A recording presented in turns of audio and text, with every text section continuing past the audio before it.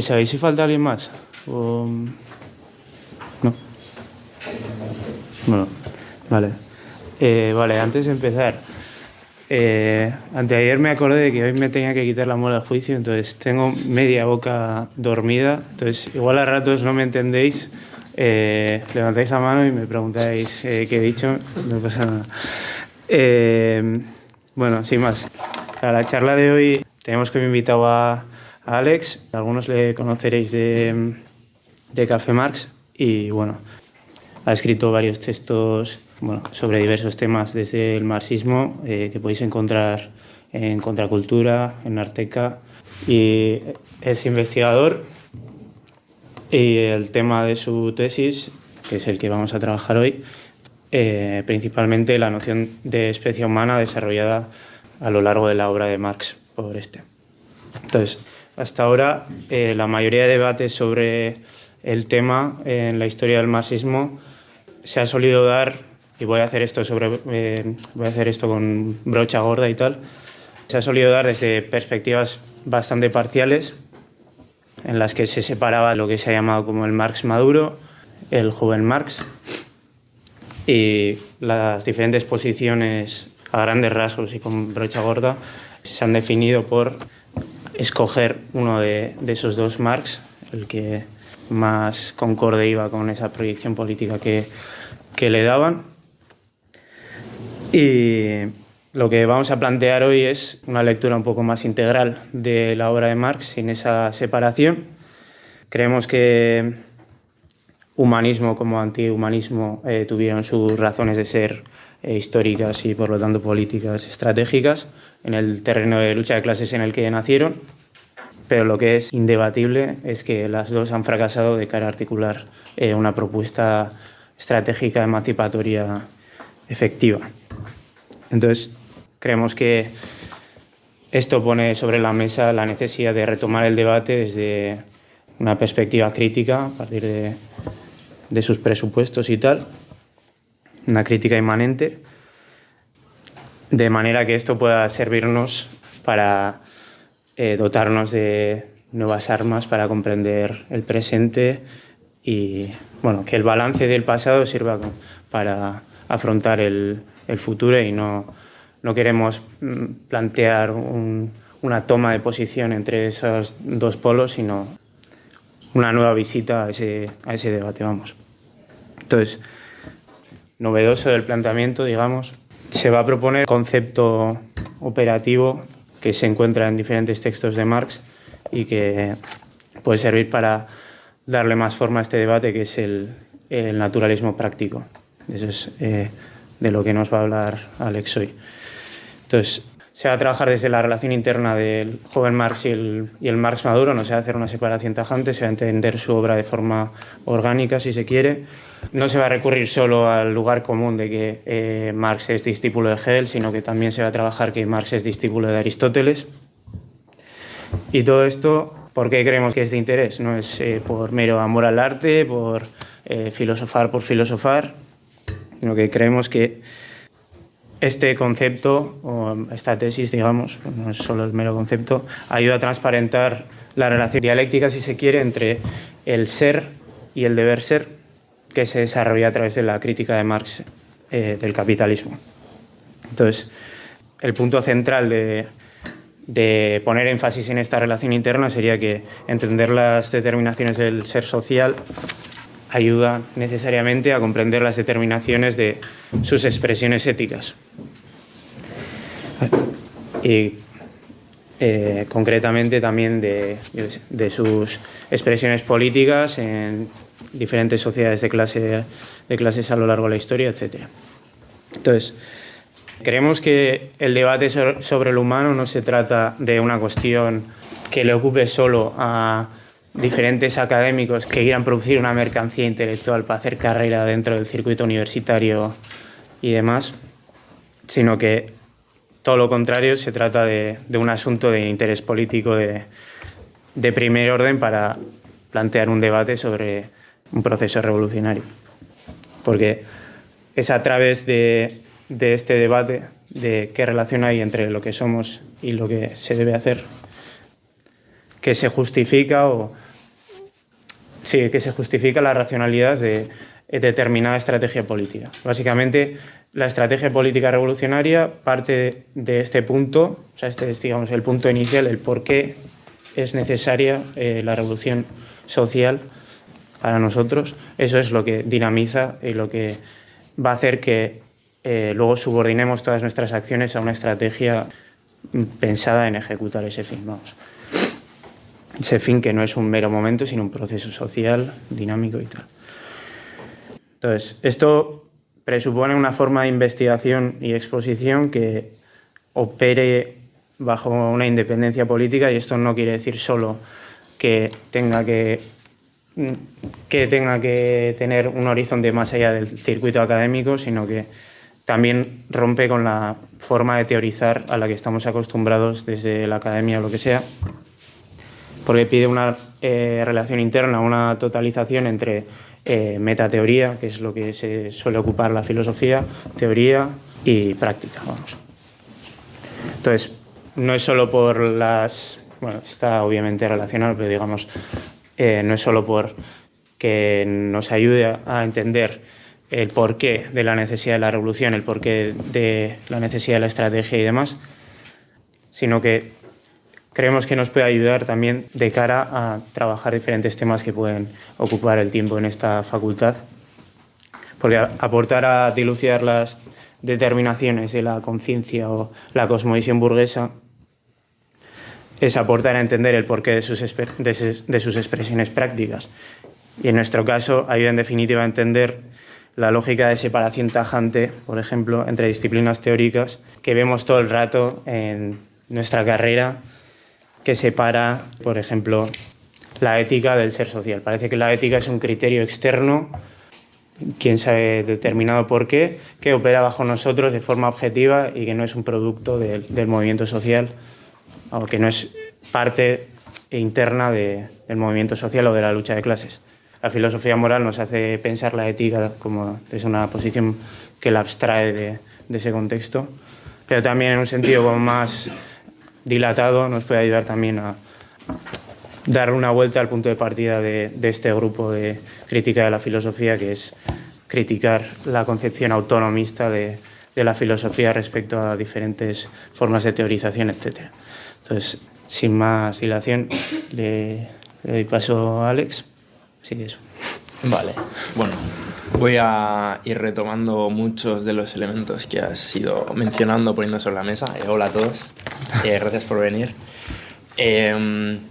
Pues nada, empiezo comentando que, bueno, y si no se me escucha, pues me avisáis o lo que sea, o os acercáis y tal, que la teoría incluso la filosofía, en la medida en que se propone una reflexión sobre la realidad y tiene una pretensión que podamos denominar crítica, no busca solamente comprender o describir el estado de cosas existente, sino que invita, en algún sentido que todavía por descifrar, a subvertir o transformar el mundo. Es en la medida en que esta invitación a la subversión del estado de cosas existente sea parte de los objetivos que se arroga la teoría, podemos hablar de que esta teoría es crítica o tiene al menos una vocación, una pretensión crítica. Todo aquel que se sitúe dentro de las coordenadas de una teoría con pretensiones críticas se va a enfrentar a lo que a partir de o a lo largo de la charla voy a llamar la cuestión normativa. Es una forma de denominar el problema que podrían existir otras formas, pero voy a ir hablando de esta cuestión como la cuestión normativa. ¿En qué consiste esta cuestión, que es el centro del problema que voy a intentar no tanto resolver de manera exhaustiva, pero sí plantear algunas ideas, algunos elementos que ofrece la obra de Marx para abordar esta cuestión? Bien, hay algunos juicios, unas formas de predicar de ciertos sujetos que son, cuya pretensión es puramente descriptiva, ¿no? A es B, o esta mesa es roja, etc. Hay juicios de otro tipo que no son solamente descriptivos, sino que imponen sobre nosotros obligaciones. Estos son juicios que son imperativos, que imponen un estándar ético, por utilizar esta palabra, que tiene ciertas connotaciones. Vamos a ir aclarándolo también a lo largo de la ponencia. Este segundo tipo de juicios nos hablan no de lo que es, sino de lo que debe ser. Los primeros son juicios teóricos, contemplativos o descriptivos, mientras que los segundos son juicios prácticos, son imperativos, nos obligan a ciertas acciones. Esta distinción entre dos formas de abordar la realidad nos enfrenta a lo que denomino cuestión o problema normativo. Es decir, si la teoría nos informa sobre, por ejemplo, qué es el modo de producción capitalista o describe el modo en el que objetivamente funciona la sociedad, etcétera, etcétera, surge la pregunta de qué autoridad normativa nos obliga a actuar para su transformación. Es decir, la descripción contemplativa del capitalismo no dice nada todavía sobre por qué debemos transformar el capitalismo en otra forma de sociedad. O sea, ¿por qué debemos transformar el mundo, ¿no? Esta sería la pregunta. ¿De dónde emanan las razones que nos obligan a actuar para transformar el mundo? Esta es la pregunta que, insisto, resumo bajo la etiqueta de cuestión o problema normativo. Bien, digamos que en la historia del marxismo, en la tradición amplia y de muchas corrientes, familias, etcétera, que podamos englobar bajo la etiqueta del marxismo, han existido fundamentalmente dos aproximaciones a este problema. Una, la principal, que ha sido también hegemónica y la más vinculada al marxismo, vamos a llamarlo revolucionario, apostaba por una solución de corte mecanicista o objetivista. Esto evidentemente es un análisis una descripción de brocha gorda, pero por situar un poco el mapa de las respuestas que han ido surgiendo a esta cuestión. Para la aproximación mecanicista / objetivista, o incluso podría decirse economicista, la economía se presenta como una esfera en la que opera un juego impersonal de causas y efectos, donde el ser humano y su acción sería un simple efecto pasivo, ¿no?, que se limita a ejecutar unas normas que son externas a su acción. Concibe de alguna manera la sociedad y la historia como una progresión lineal, mecánica, insisto, de causas y efectos. Esta aproximación, a pesar de sus matices, la podemos encontrar en Kautsky, la podemos encontrar en Cierto Lenin, la podemos encontrar en otros autores que se preocuparon por dar una justificación filosófica al socialismo, como Bukharin en los años 20, y posteriormente el estalinismo iba a beber mucho de esta concepción mecanicista de la sociedad y de la historia. Evidentemente las implicaciones son las de asumir un progreso mecánico e impersonal hacia el socialismo, y lo que viene a plantear es que no existe como tal un problema normativo o una cuestión normativa, porque la simple descripción del estado de cosas existente ya agota el terreno de lo real y de lo posible, y no hay ninguna esfera del deber ser o no existen los juicios prácticos, no existen los imperativos, y el ser humano no es un agente con capacidad de acción subjetiva, por decirlo así, sino que está completamente sometido a tendencias objetivas que no controla. Bien, en contrapartida, digamos, o como alternativa principal a esta visión,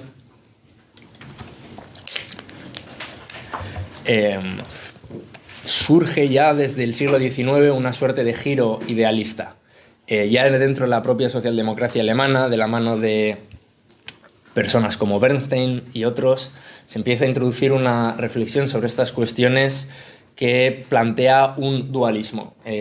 Asumen la existencia de un plano económico en términos mecanicistas, pero añaden a esa dimensión una segunda dimensión, un plano moral, inspirado en la filosofía kantiana sobre todo, que apuesta por una serie de ideales regulativos que nos orienten en nuestras acciones como horizonte último de nuestra práctica, pero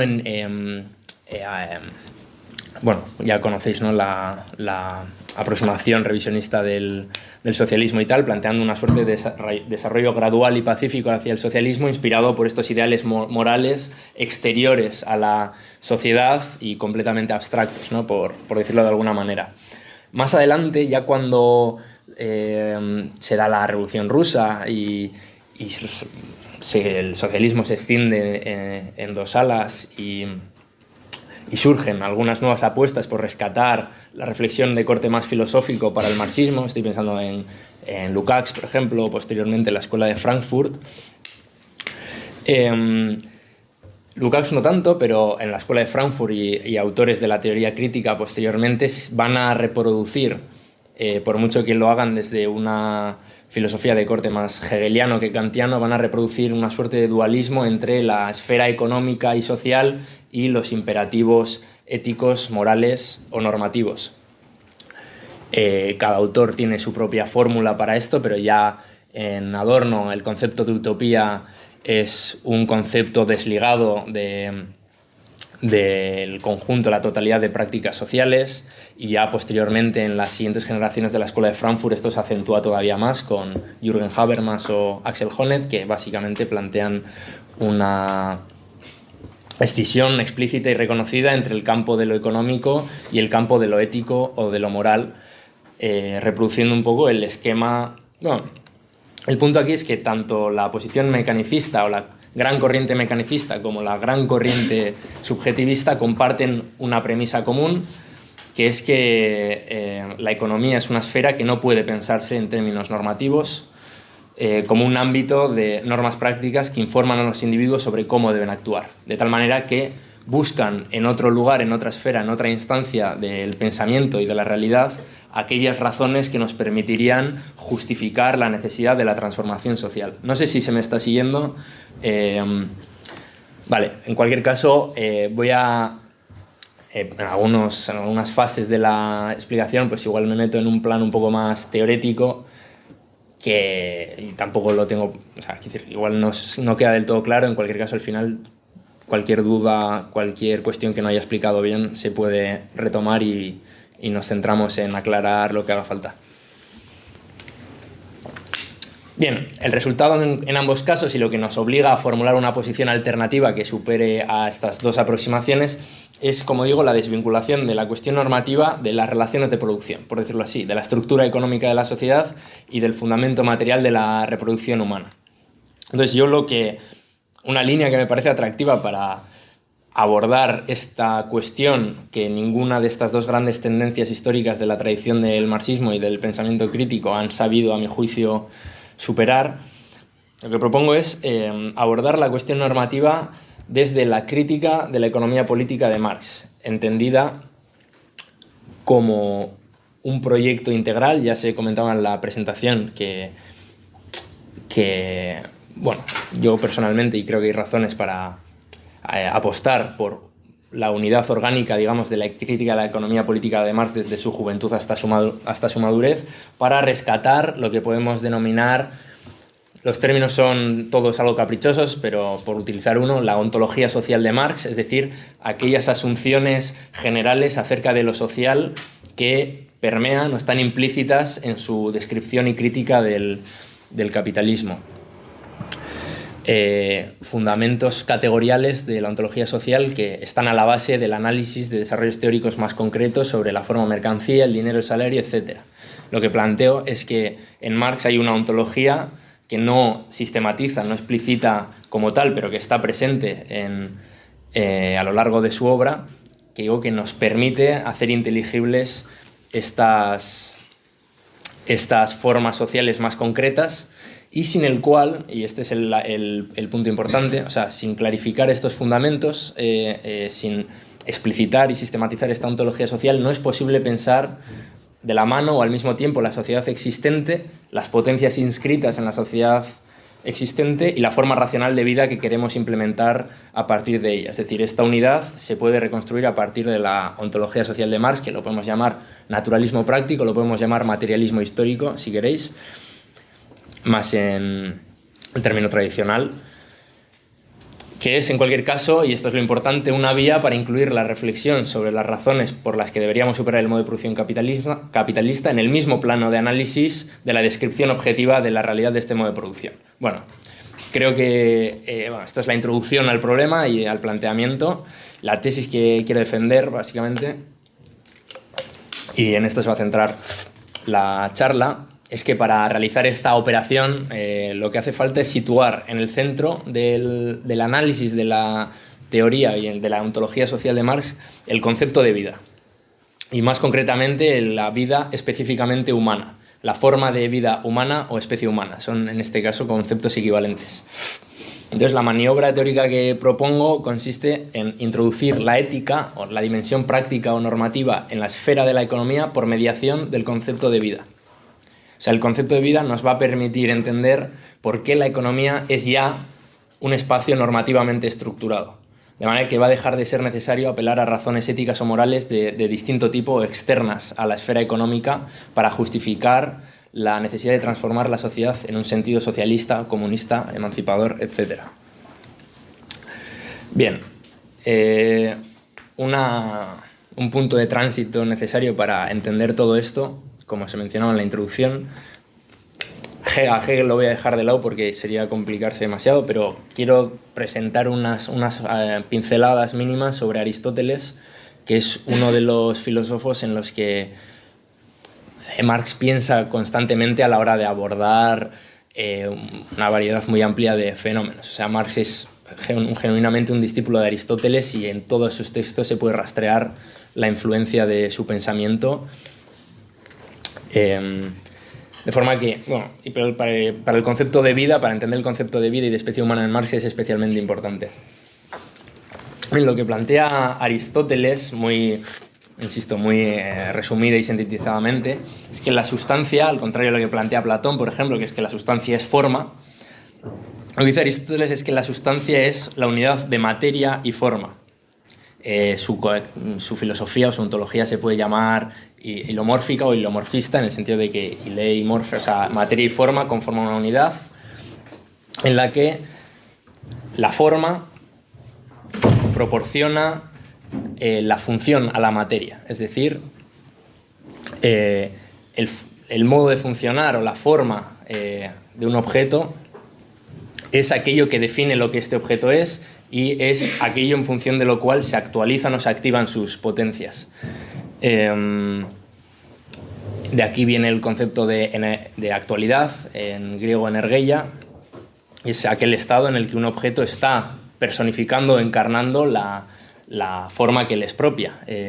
Un ejemplo, o sea, una flor que florece, en el proceso de florecer está actualizando las potencias que le son características en tanto que individuo de la forma flor, en este caso, y así con cualquier objeto. Y hay que para Aristóteles las sustancias se determinan por su esfuerzo a llegar a ser lo que ya eran, es decir, su esencia o su forma. Si algo posee entidad, realidad o verdad, o sea, si algo tiene ser en sentido enfático, para Aristóteles es esta esencia o forma, o sea, el fin que unifica el conjunto de expresiones o manifestaciones de un objeto como manifestaciones de ese objeto determinado. O sea, es un poco abstracto, pero los objetos se definen por su actividad o por su esfuerzo por llegar a ser lo que son. De ahí la primacía de la actividad y de la energeia en el sentido de Aristóteles. Esto es, por ejemplo, para Hegel un concepto, o sea, no es un símbolo o una representación mental subjetiva que nosotros, digamos, desde fuera imputamos a los fenómenos, sino que es el criterio interno al que se ajustan el conjunto de manifestaciones de una cosa. O sea, por seguir con el ejemplo de la planta o de un árbol es un árbol porque sus partes se desarrollan y funcionan activamente en virtud del fin que las unifica como partes de un árbol, y ese fin es la forma árbol. Si sois estudiantes de filosofía, supongo que esto no suena a chino. La idea básica es que el árbol, en este caso, se da a sí mismo las determinaciones de su contenido.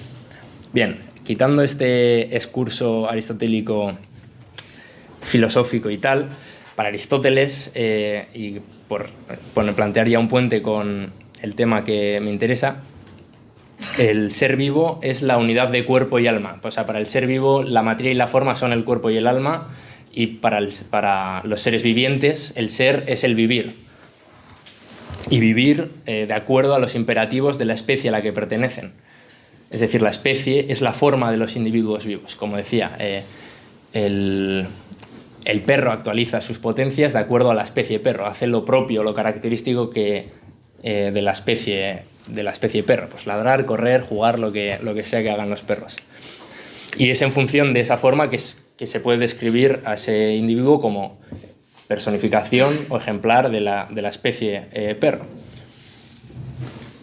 Bien, tanto Aristóteles como posteriormente Kant y Hegel explican cómo la esencia de los seres vivos no se puede aprehender simplemente desde la lógica con la que comprendemos los objetos mecánicos. O sea, los objetos mecánicos se mueven de acuerdo a una lógica ciega de causas y efectos. Y para los objetos, evidentemente, este movimiento es puramente exterior e indiferente, no tienen una mínima conciencia de la lógica de su movimiento. Los seres orgánicos y los seres vivos funcionan de otra manera, funcionan de acuerdo a un fin, no según una lógica ciega de causas y efectos, sino de acuerdo a un fin, que es la forma. Incluso ciertas formas complejas de vida, los animales, a partir de ciertas especies animales, los propios individuos poseen un punto de vista, es decir, su actividad no es puramente externa, sino que se refleja de una manera parcial, al menos, para ellos mismos. En este sentido, juegan un papel activo en la realización de las potencias de su especie. Un poco tirando de esta línea, no me quiero centrar en esto, pero está, vamos a decir, sistematizado ya por Kant, por Hegel, originalmente por Aristóteles, y Marx está asumiendo de fondo este punto de vista. Lo que reconocemos es que la naturaleza ya exhibe una forma incipiente de normatividad en la figura de los seres vivos. Es decir, la descripción exhaustiva de un ser vivo debe incorporar el punto de vista de su especie como algo constitutivo de lo que esos objetos son. Es decir, no se mueven ciegamente por una lógica mecánica, sino que se mueven por el esfuerzo de llegar a ser una expresión plena de la especie a la que pertenecen. De ahí que digamos, por ejemplo, que un perro al que le falta una pata, un ojo y no sabe ladrar, no es un perro perfecto, es un perro defectuoso, ¿no? Es imperfecto en relación con la especie a la que pertenece. No sé si esto se entiende, ¿no? O sea, esta relación entre potencia y acto, o entre individuo, en este caso, y especie, nos permite ver cómo los individuos, al intentar encarnar aquello que en esencia son, pues pueden fracasar, pueden hacerlo de manera parcial, imperfecta, etc. Bien. Dejando esto ya de lado, espero que sirva para aclarar algunos conceptos que voy a utilizar a partir de ahora. La clave consiste en que para Marx la economía no es un reino, digamos, ontológicamente separado de causas y efectos, no es un reino natural en el sentido crudo del término que se impone desde fuera sobre nuestra práctica, sino un modo concreto en el que se manifiesta la reproducción de la vida de la especie humana. El concepto de especie, como decía, impone ciertas normas a los miembros de la misma, dicta la forma de su desarrollo o da la medida de su actividad. Este es el punto importante. En este sentido, lo que un individuo debe ser, un individuo de cualquier especie en este caso, es interno a la especie a la que pertenece. O sea, lo que cualquier animal debe ser viene definido por su especie y por eso, vuelvo al ejemplo para que quede completamente claro, un gato, para ser un gato, ha de actuar como un gato, funcionar como funciona un gato. Es decir, que la forma gato o la forma de gato es el fin interno, la norma que regula la actividad de aquellos individuos comprendidos bajo esta categoría, que son los gatos. Bien, entonces, voy a explicar un poco por qué el concepto de vida, y concretamente el de especie humana, es el contexto dentro del cual debemos pensar la ética o los imperativos prácticos. Se empieza a ver ya, cuando hablo de esta normatividad incipiente en los individuos, en los seres vivos, por qué el concepto de vida puede ser útil para pensar la normatividad estrictamente social y estrictamente humana. Es un primer paso, como decía, para situar las normas sociales en el contexto de la naturaleza, es decir, no tener que apelar a un reino espiritual separado para encontrar esas normas que dictan cómo se debe actuar. La naturaleza ya contiene la posibilidad de pensar en términos normativos, en términos normativos, y este va a ser el marco dentro del cual vamos a poder pensar los imperativos éticos o prácticos. ¿Por qué? Porque en este esquema la naturaleza ya no es una simple constricción externa que deja más o menos espacio para pensar aparte la ética, sino el contexto interno necesario en el que es posible, en primera instancia, pensar en términos éticos. como digo, la naturaleza ya está normativamente estructurada en la figura de los seres vivos, aquellos seres, insisto, cuya existencia es idéntica a su esfuerzo por realizar la forma característica de su especie. Bien, vamos a hablar un poco de la especie humana en concreto. Marx utiliza un término alemán que es Gattungswesen, que se puede traducir como ser genérico o esencia genérica, para referirse a la especie propiamente humana. Fundamentalmente en sus manuscritos... Bueno, no quiero entrar en disquisiciones marxológicas sobre textos concretos de Marx y tal, pero bueno, esto es una cuestión que desarrolla sobre todo, para los que tengáis interés en trabajarlo o leerlo con más detalle y tal, en los manuscritos económicos filosóficos de París de 1844, pero es un término que no, digamos que deja de lado, pero que eventualmente vuelve a utilizar más adelante en obras como los Grundrisse de 1858, cuando ya está completamente imbuido, digamos, en el análisis económico. Es decir, que es un concepto que puede servir de hilo conductor para entender obras tanto de su juventud como de su madurez. Bien, en cualquier caso, la especie humana para Marx es aquella para la que sus acciones, sus formas de actividad se ejecutan a la luz de un fin que es manifiesto en tanto que fin. Es decir, es un fin que es consciente para los miembros de esa especie y que podemos llamarlo, no sé si las connotaciones de este término van a confundir o van a aclarar, pero este fin consciente lo podemos llamar bien o bien común. El ser humano entonces actúa bajo una cierta concepción acerca del bien, o sea, una cierta concepción acerca de lo que debe ser. El bien, como contenido del deber ser, no es algo... Bueno, aquí va otros cursos un poco abstractos, si quedan dudas luego se puede aclarar todo lo que sea necesario. El bien, como contenido del deber ser, no es algo que a veces resulta cumplirse y a veces no. Porque no es un objetivo que subjetivamente proyectamos, digamos, más allá del presente como algo que deberíamos alcanzar, no es una vara de medir externa que imponemos a partir de construcciones formales o abstractas, sino que es la forma constitutiva de la vida específicamente humana, o sea, lo que ya somos de antemano. Somos la especie cuya vida consiste en tratar de realizar un bien común más específicamente. Por ejemplo, la nutrición y la reproducción puramente física del ser humano, al comer, al dormir, al cagar, ya estamos expresando una cierta expresión de lo que entendemos que significa realizar el bien. Por ejemplo, pone Marx el ejemplo, no es lo mismo comer con las garras de las manos y a mordiscos carne cruda que ir a un restaurante y juntarte alrededor de una mesa e intercambiar unas palabras y ir vestido de etiqueta mientras comes con cuchillo y tenedor, lo que sea. O sea, en el propio acto animal, el propio acto animal está ya mediado por una cierta concepción de cómo debemos o cómo creemos que debemos organizar ese mismo acto de reproducción material, por decirlo así. Entonces, cada acto, cada acción humana es una forma de manifestación de la forma de vida de la especie. Lo mismo sucede, por ejemplo, con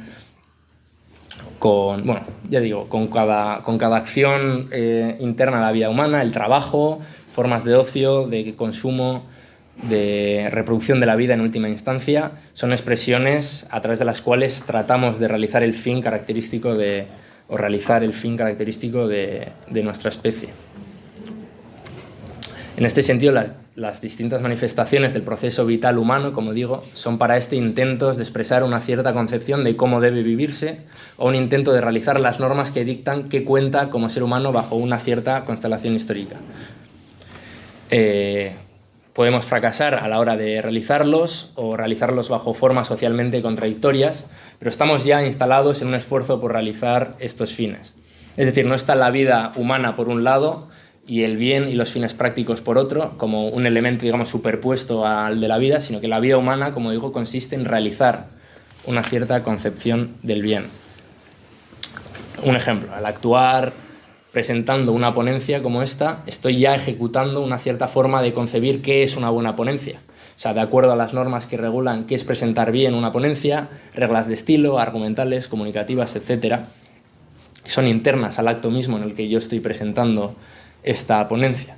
O sea, no sé si este punto se entiende. En el propio acto, en la propia actividad, en el ejercicio de esta función, de este ejercicio práctico, yo manifiesto una conciencia acerca de en qué consiste hacer esto, igual que cuando estoy andando en bici, cocinando unos huevos fritos, etc. Al militar en un partido político, al ser padre de familia, etcétera, estoy expresando, exteriorizando una cierta concepción acerca de qué es practicar correctamente cada una de estas actividades. Estos son los juicios de tipo práctico que mencionaba al principio, o sea, un tipo de juicio de cognición que es productivo en el sentido de que al conocer ese objeto es idéntico a producirlo. O sea, yo no puedo describir qué es presentar una ponencia, por seguir con el ejemplo, al margen de la presentación misma de la ponencia. Yo estoy definiéndola mientras lo hago. No hay una posible separación entre la contemplación y la acción en este punto. Bien, en cualquier caso, todos estos ejemplos un poco tontos, bueno, en cualquier caso, antes que esto, la idea importante aquí es que para el ser humano vivir y actuar son idénticos. O sea, su forma de vida consiste en actuar en función de lo que entiende que debe hacerse y cómo debe hacerse.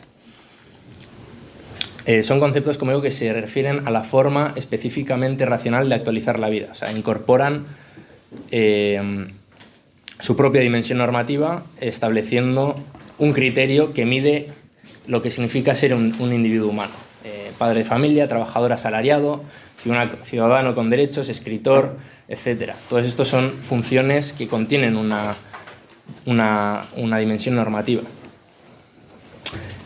Es decir, no sé si se está entendiendo, pero cuando yo me concibo a mí mismo como padre de familia o como ciudadano, como escritor o lo que sea, estoy performando una cierta idea de qué significa ser padre de familia, ciudadano, etc. Y yo porto una conciencia acerca de esa función que yo estoy ejecutando. Esta es la idea. En este sentido, la relación de nuestra especie con la naturaleza, con el resto de animales, la relación entre los sexos, entre padres e hijos, el proceso de trabajo, las formas de consumo, el derecho, las instituciones públicas, las expresiones culturales que narran este proceso vital, artística o científicamente, son todas instancias en las que se en las que se actualiza o se expresa la forma de vida humana, tal y como el propio ser humano entiende ese proceso. La libertad del ser humano consiste precisamente en poder reconocerse como ejecutor de las potencias de su especie, o sea, de las que cada uno es portador individual, obedeciendo, luego voy a matizar esto, porque es importante, obedeciendo a normas que emanan espontáneamente del proceso el proceso de vida colectivo en su conjunto. Esto lo voy a especificar después, pero la idea es que uno no decide qué significa ser ciudadano o padre de familia. Es decir, uno no crea arbitrariamente o no diseña arbitrariamente las normas que obedece y, sin embargo, es un ejecutor activo de las mismas. Esta idea es importante y luego la voy a explicar un poco mejor. Bien. Entonces, habiendo planteado esto, la idea es que la vida humana es un tipo de objeto que no se puede describir al margen de la descripción de qué es la buena vida, una vida buena. Platón y Aristóteles, por ir a los clásicos, están diciendo esto cuando dicen que para el ser humano la cuestión no consiste solamente en vivir, sino en vivir bien.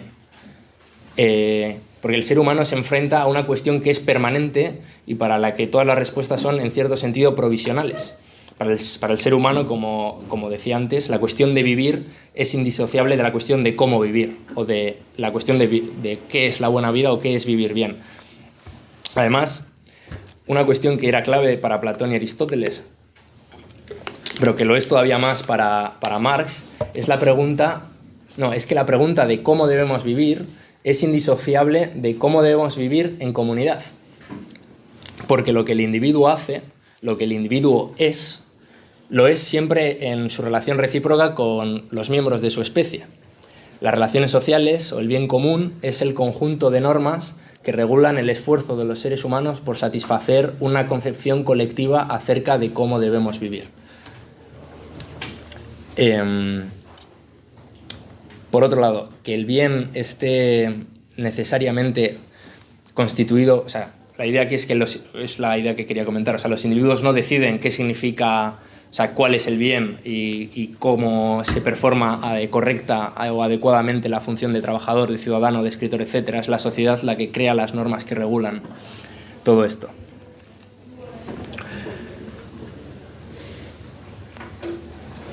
Bien, y retomando otra idea, que el bien esté necesariamente constituido por la especie o por la comunidad, o sea, de forma que para el ser humano la pertenencia a su especie signifique pertenencia a una comunidad o sociedad, implica que existe, como decía, una concepción acerca del bien. Esto es una conciencia acerca de lo que debe ser el individuo humano como parte integrante o miembro de la comunidad de seres humanos. A esto en concreto, Platón y Aristóteles lo llaman justicia, pero el caso, o lo importante es que el bien común o colectivo no es una norma que se impone ciegamente sobre los seres humanos, como para otros animales que ejecutan los imperativos impuestos por su especie de manera más o menos inconsciente, sino que nosotros tenemos una conciencia acerca de qué es pertenecer a nuestra especie. De ahí que el bien común es el marco necesario de nuestra actividad, pero es siempre algo sujeto a cuestionamiento, a corrección, a evolución, a progreso. De ahí que el ser humano, el bien común en este caso, la norma que dicta cómo actuar, es una norma que progresa y se modifica históricamente. Somos seres en este sentido históricos. De manera que tenemos, digamos, 3 conclusiones principales que ya nos permiten como cerrar las premisas para abordar algunas ideas más concretas de Marx. Primero, que para el ser humano vivir equivale a tratar de realizar una cierta concepción del bien. Segundo, que el bien es necesariamente colectivo y se define colectivamente, de manera impersonal, es decir, no hay un individuo que dicta qué es el bien y el resto obedecen, sino que hay un proceso espontáneo que nadie controla individualmente y que nos somete a todos, por decirlo así, o que nos dicta a todos las normas acerca de cómo actuar. Y tercero, que los seres humanos, que ese era el último punto que mencionaba, tienen conciencia de este bien bajo un cierto ideal que puede ser abstracto o ideológico de justicia. O sea, pueden tener una conciencia distorsionada de su propio proceso social, y esto es muy, muy importante. No voy a detenerme, pero que se entienda. O sea, hay una conciencia acerca de qué cuenta como una comunidad racional, y esta conciencia es interna y determina la forma en la que efectivamente funciona esa sociedad. Es decir, la ideología es un mecanismo interno para la reproducción de la sociedad. Lo que nosotros pensamos de nosotros mismos es parte constitutiva de lo que efectivamente hacemos. O sea, si yo tengo una concepción viciada de qué es ser padre de familia, porque pego a mis hijos y a mi mujer, por ejemplo, mi conciencia viciada es interna a una práctica viciada en la que yo efectivamente no estoy encarnando de manera racional, por decirlo así, la práctica que consiste en relacionarse con tu entorno familiar o lo que sea, por poner otro ejemplo un poco random. Bien, para aclarar un poco el nexo entre todas estas cuestiones que he mencionado, voy a leer una cita, un fragmento de Marx sobre el tema del ser genérico o de la esencia genérica como característica del ser humano. Dice Marx: la vida productiva es la vida genérica, es la vida que crea vida. Es la forma de en la forma de la actividad vital reside el carácter dado de una especie, su carácter genérico, y la actividad libre, consciente, es el carácter genérico del hombre. El animal es inmediatamente uno con su actividad vital, no se distingue de ella, es ella. El hombre, en cambio, hace de su actividad vital misma un objeto de su voluntad y de su conciencia. Tiene actividad vital consciente. No es una determinación con la que el hombre se funda inmediatamente. La actividad vital consciente distingue inmediatamente al hombre de la actividad vital animal. Justamente, y solo por ello, es él un ser genérico, o dicho de otra forma, solo es ser consciente, es decir, solo es su propia vida objeto para él porque es un ser genérico. Solo por ello es su actividad libre. Bien, y bueno, iba a leer otra cita, pero no la voy a leer.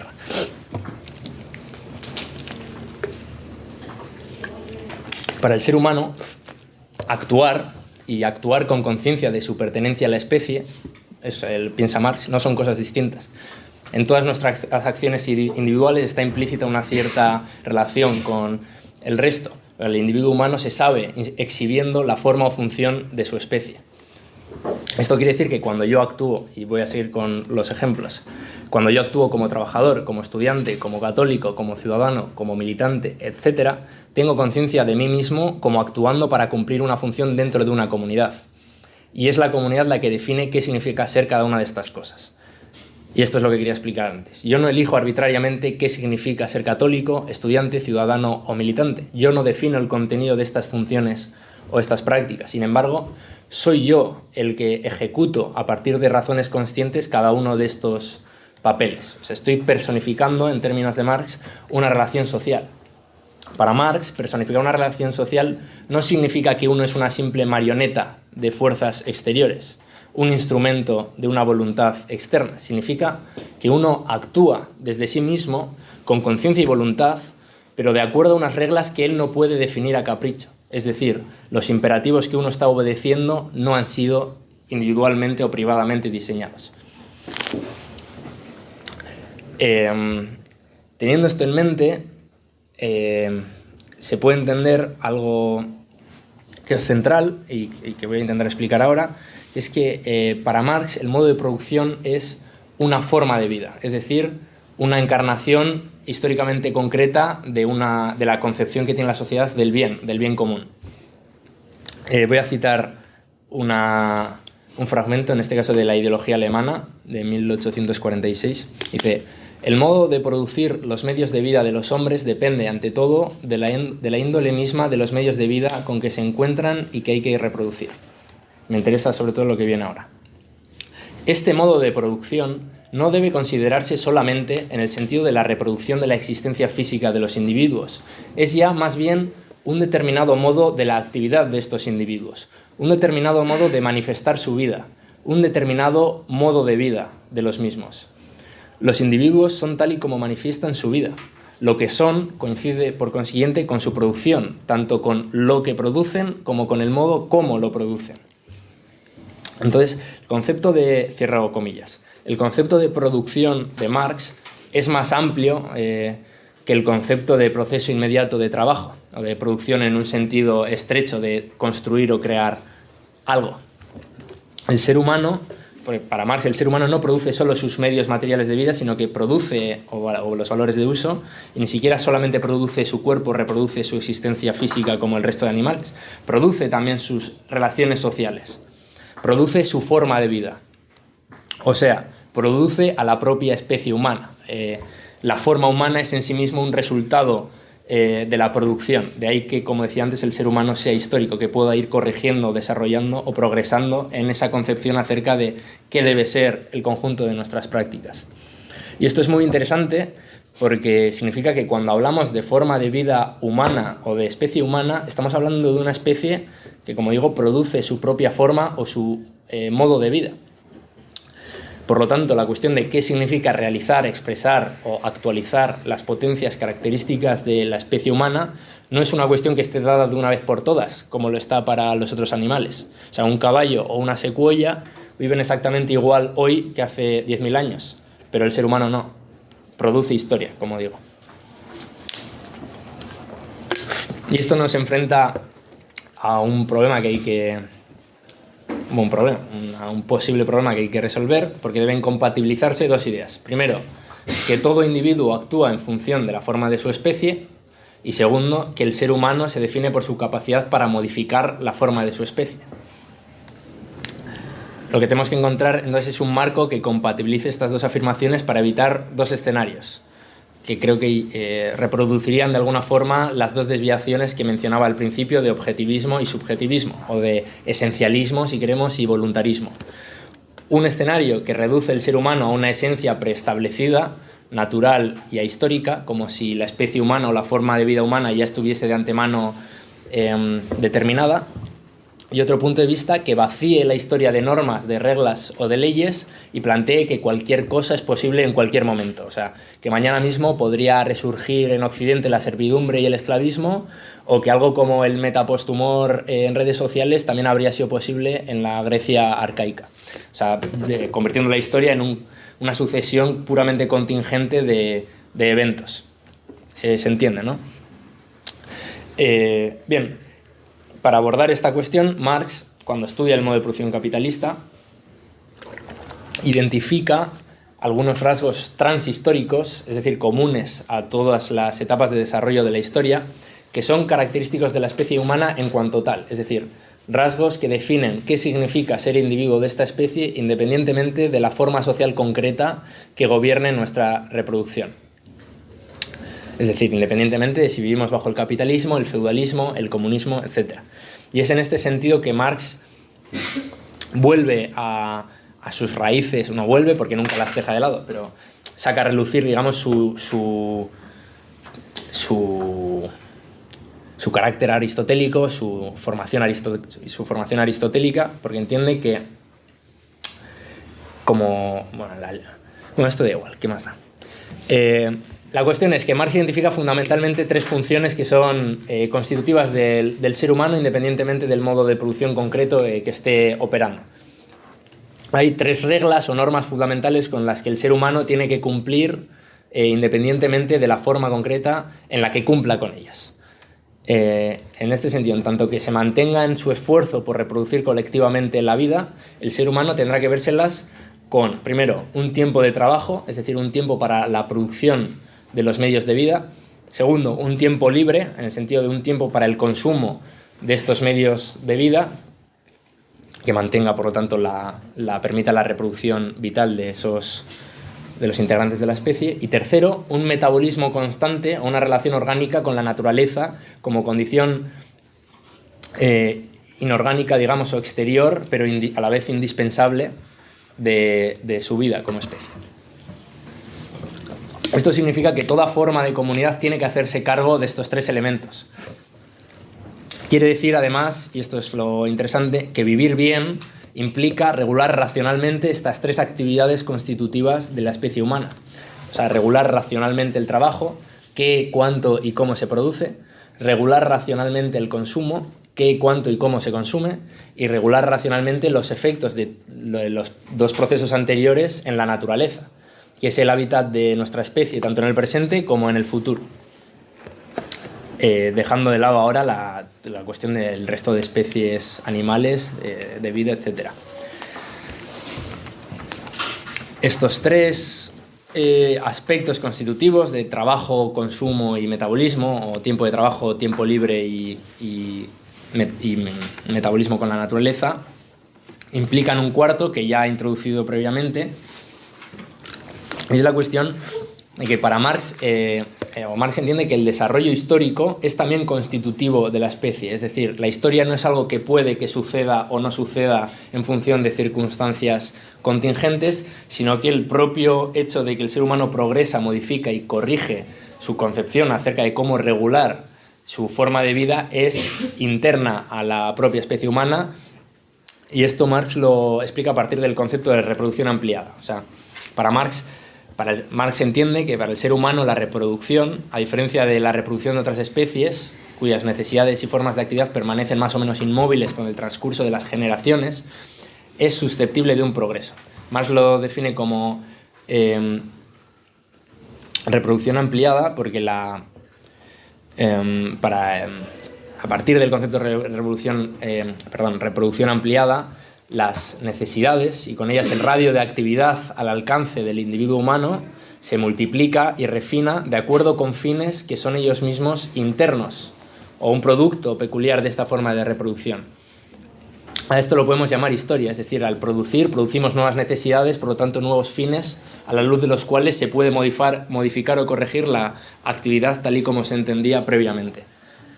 La historia en este sentido consiste en una evolución de los órganos que median nuestro metabolismo con la naturaleza, lo podemos llamar fuerzas productivas, y la consecuente actualización o activación de las formas de interacción sociales o funciones sociales mediante las que este metabolismo se ejecuta, es decir, las relaciones de producción. Espero que se esté entendiendo al menos lo principal. Entonces, desde este marco, desde esta ontología social, por llamarlo así, Marx aborda en concreto el capitalismo y cuál es el problema del capitalismo. No voy a ser exhaustivo en la crítica concreta que hace Marx del capitalismo, me voy a limitar a mencionar algunas cuestiones que son fundamentales para Marx desde el punto de vista de esta ontología social, que pues, del materialismo histórico, tal y como lo he reconstruido muy brevemente hasta ahora. Bien, entonces, teniendo en cuenta todo lo que he explicado, creo que puede entenderse el concepto de modo de producción capitalista con algo más de profundidad como forma de vida. Para Marx, el capitalismo es una forma históricamente concreta de regular el trabajo, el consumo y la interacción con la naturaleza. O sea, es una forma de manifestar la vida humana sometida a reglas específicas. Sometida, si queremos, a una cierta concepción del bien común. Marx llama a la concepción capitalista del bien común plusvalor o valor. O sea, el valor es la norma que regula el conjunto de actividades de la especie humana dada la circunstancia histórica en la que vivimos. En este sentido, la forma de vida capitalista es aquella que se orienta a la producción de plusvalor, aquella en la que las acciones particulares están implícitamente orientadas a la producción de plusvalor. Bien, el plusvalor, como sabréis, es tiempo de trabajo, o sea, y concretamente es plus trabajo, tiempo de trabajo que excede aquel tiempo de trabajo necesario para cubrir las necesidades de vida de la clase trabajadora. Esto implica una suerte de ruptura en el equilibrio entre la división que establecía antes, entre trabajo, consumo y metabolismo, entre los tres elementos constitutivos de la vida humana. No porque el segundo y el tercero, o sea, el consumo y el metabolismo con la naturaleza, dejen de existir, sino porque aparecen bajo una relación distorsionada, en la que el tiempo libre y la relación con la naturaleza están irracionalmente sometidos al tiempo de trabajo, que tiene que engordarse necesariamente para alimentar una forma de vida que llamamos modo de producción capitalista. Entonces, una forma de vida cuyo fin es el plusvalor, o sea, una forma de vida en la que el tiempo de vida se convierte crecientemente en tiempo de trabajo, o al menos en tiempo disponible para el capital, es una sociedad en la que el trabajo aparece como medida de la riqueza y una forma de vida que invierte, como decía, el equilibrio entre trabajo, consumo y metabolismo, convirtiendo el tiempo de trabajo en el fin de la actividad humana. Convierte a una parte cada vez mayor de la sociedad en proletarios y convierte las funciones vitales de los individuos que personifican la función de fuerza de trabajo o la condición proletaria en funciones o actividades subordinadas en todos sus aspectos a la valorización del capital. Que la vida de una mayoría consista solamente en trabajar, o que su tiempo libre tienda a convertirse en tiempo de trabajo, además en un trabajo cuyo contenido es embrutecedor, unilateral y mecánico, que limita el tiempo para otras actividades y convierte el tiempo de ocio en una esfera funcional a la valorización, es decir, el propio contenido del tiempo libre también se empobrece y se empobrece, se vacía, de manera que, como digo, el tiempo de vida la vida misma se convierte en un instrumento para un proceso externo a las propias funciones de la vida. Y es, por supuesto, también una forma de vida, el capitalismo, para la que la naturaleza y el resto de especies no se conciben como el hábitat y la condición necesaria de la vida humana, sino como un simple instrumento de la valorización, por supuesto. Entonces, todo esto hace que la exteriorización de las fuerzas humanas, que el esfuerzo por llegar a realizar aquello que somos, se exprese en realidad como un vaciamiento. Que la acción en todas sus formas se exprese como una sumisión o un sometimiento a una lógica que se impone ciegamente. Sin embargo, y este punto para Marx es importante, la forma de vida capitalista implica también el despliegue incondicional y brutal o abismal de las fuerzas productivas de la especie. Aunque impide, y este es el problema, que los miembros individuales de esta especie encarnen el conjunto de potencias que como comunidad hemos conseguido desarrollar.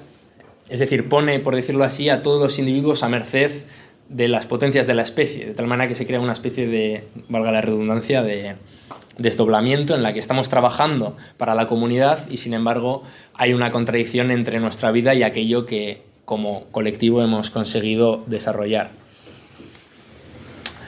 De tal manera que en una sociedad en la que todos podrían desarrollarse en una variedad de ámbitos de actividad, cubrir todas sus necesidades, etc., hay una masa creciente de la población que se ve forzada a una función muy específica, es la de servir de fuerza de trabajo. La cuestión para Marx entonces, desde este punto de vista, es transitar de una forma de vida que convierte el tiempo de vida en tiempo de trabajo y plustrabajo, es decir, una forma de vida basada en la explotación, a una forma de vida en la que la sociedad distribuye el tiempo total de trabajo conforme a fines racionales. Es decir, transitar a una sociedad en la que cada individuo realice en primera persona todas las potencias de su especie. Y esto me da pie a unos últimos comentarios sobre otra idea y voy a terminar con ello. Y es que Marx recoge otro concepto muy interesante de Aristóteles, que es el de eudaimonía, o se traduce normalmente como felicidad, otros lo traducen como bienestar, pero creo que podría ser más ilustrativo traducirlo como florecimiento, si queremos. Marx habla en múltiples ocasiones del pleno desarrollo físico y espiritual de los seres humanos. Lo hace constantemente, prácticamente, en todas sus obras. Habla de ello como algo deseable y materialmente posible, pero que el capitalismo, por la concepción del bien que lo domina, es decir, por la producción de plusvalor, hace estructuralmente imposible. Como digo, aquí también se inspira directamente en Aristóteles, para el que el concepto de felicidad consiste en la realización de las potencias de un ser o una especie cuya forma es la razón. Es decir, para Aristóteles la felicidad consiste en actuar de acuerdo a juicios que nos dictan cómo debemos actuar. Ya hemos visto que la razón nos dice que los 3 momentos constitutivos de la reproducción humana son los que son y sin embargo no actuamos de acuerdo con esa realidad. De ahí que la sociedad capitalista sea estructuralmente irracional o contradictoria. Con el concepto de felicidad, Aristóteles y con él Marx está hablando de pleno desarrollo del cuerpo y del alma del individuo humano, o sea, actualización o realización completa de las potencias contenidas en la especie. O sea, un pleno desarrollo o plena actividad como expresión completa de lo que el ser humano es.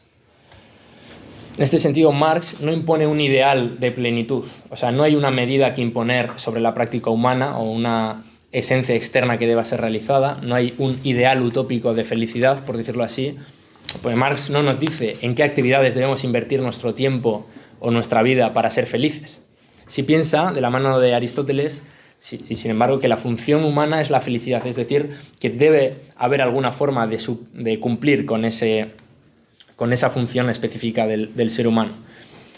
De modo que en aquellas actividades que tengan lugar en una sociedad que regula racionalmente su metabolismo con la naturaleza, que regula racionalmente el tiempo de trabajo y el tiempo libre, es una sociedad que permite el pleno desarrollo de sus miembros, como esa sociedad interprete que debe desarrollarse, ¿no? O sea, en ese contexto cada individuo va a saber en qué debe invertir su tiempo, cómo debe actuar, ¿no? No se puede prescribir de antemano cuál es la forma concreta en la que debe invertir su tiempo, si es leyendo a Shakespeare o jugando a fútbol. Esta es una sociedad en la que ya no es el tiempo de trabajo la medida de la riqueza o la norma que regula el conjunto de la actividad social. Es una sociedad que es consciente, o sea, se ha hecho consciente de que el bien común o la norma la deben imponer las necesidades del individuo social o el individuo comunitario, ¿no? El individuo que se reconoce conscientemente en la relación recíproca con el resto. Y voy a terminar. El punto clave aquí es que la forma contradictoria en la que se reproduce el capitalismo, que convierte a los seres humanos en instrumentos de la producción, en vez de que la producción sea un medio para el desarrollo de los seres humanos, ya contiene las razones que obligan a una transformación revolucionaria de la sociedad. O sea, no hace falta, insisto, buscar un punto de vista exterior al capitalismo para que éste aparezca en toda su imperfección y en toda su irracionalidad.